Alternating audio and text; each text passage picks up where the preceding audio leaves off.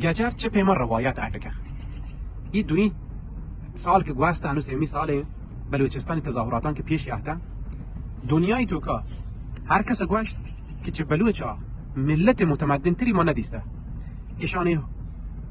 پیام های سیاسی که چه بلوچستان در بود در سطح جهان شنگوده جنینان مبارزات چه شرق تا غرب بلوچستان تها مقاومتی که بلوچان هسته در مقابل رژیمی که جنگای کشگایت فقر و تنگدستی و چالش های تحمیلی که مثل یارگایتن شد بربلا بود در سطح جهان.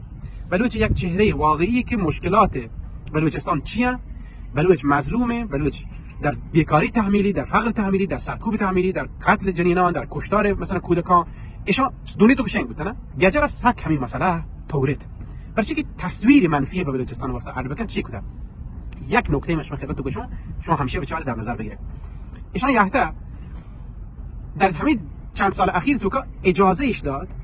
که بلوچان بیان لحظه چه بلوچان مناطق مختلف تو که برونتی به سمت تریاک و مواد مخدر و خشخاش و کیسه کهانیانی کشت و کشار تو که گجر گلباس شخصی مناطق تو که مختلف تری زانته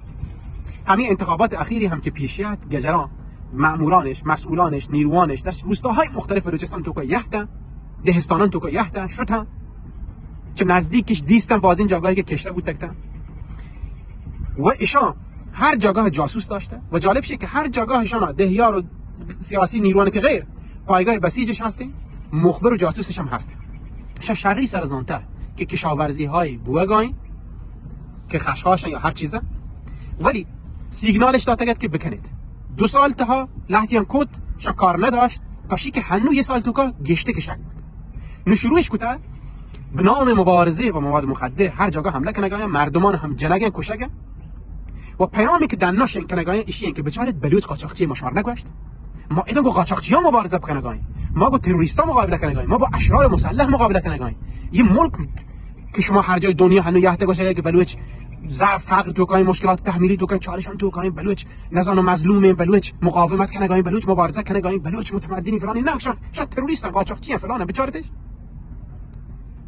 بله فضای تحمیلی فقر تحمیلی بیکاری تحمیلی که عدش کوتا یه ایده رابطه دنبالشه